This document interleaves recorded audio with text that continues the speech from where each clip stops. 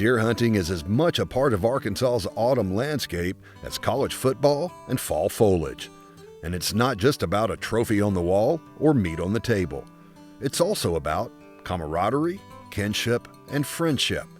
It's about experiencing the natural world from a front row seat. And sometimes it's also about passing on our traditions and way of life. As a sportsman, I think it's my obligation to help introduce young people, the next generation and the next generation, to the wonderful outdoors of Arkansas. I get great pleasure from that.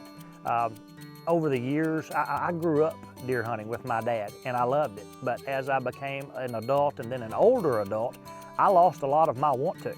By taking young people, it's given me a new outlook and a new interest in deer hunting. Nathaniel Thomas is no stranger to hunting. He's hunted with his dad and uncles since he was 7 years old. I started off rabbit hunting around 7. I was just walking around out there with a BB gun and with the dogs. And from there on out, I've been rabbit hunting and squirrel hunting, and I started deer hunting later on. I've been into it ever since. I just enjoy getting out there and the pursuit of animals, getting to meet new people out there every time I go. Nathaniel met Westmoreland at an outdoor show 5 years ago. Westmoreland is an avid turkey hunter and invited Nathaniel on his first turkey hunt.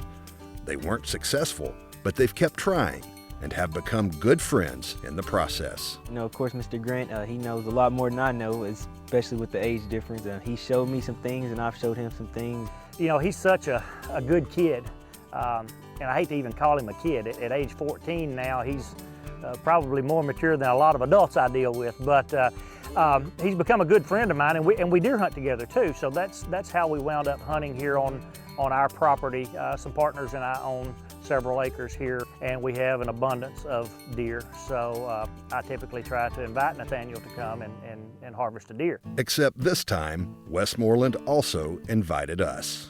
It was something different. I was amazingly nervous. I mean, when I first saw you pull out the cameras, okay. Heart was pumping a little fast, but it was something different. We weren't just there to put pressure on Nathaniel. The hunt was a fundraiser for the Arkansas Game and Fish Foundation. Of course, the main goal was to get a deer. We've hunted deer before on our property, and Nathaniel has been successful in harvesting doe on our property, but we've been seeing a nice buck that would be a good one for his first buck. And it's the deer we really wanted him to take, so we've been watching our trail cameras, and we had him patterned pretty well.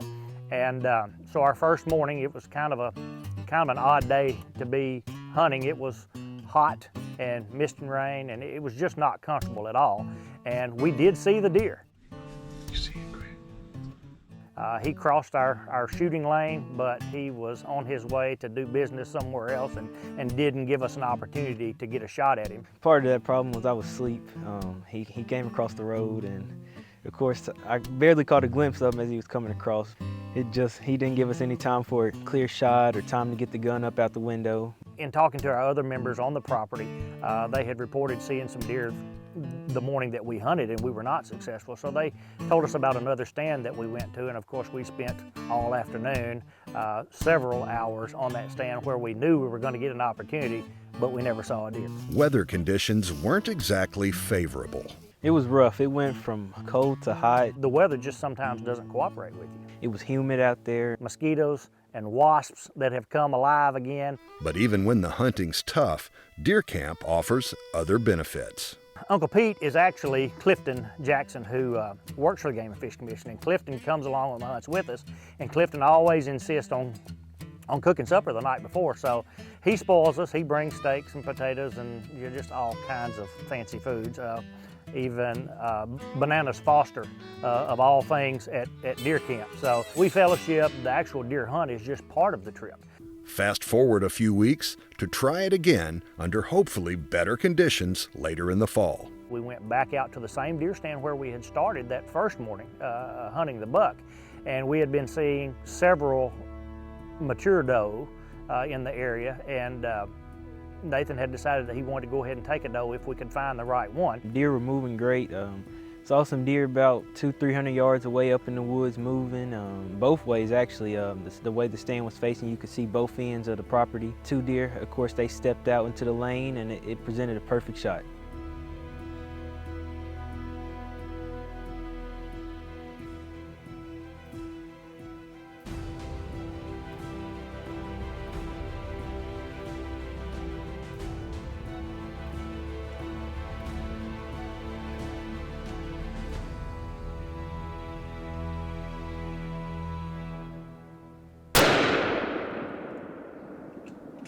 Good shot.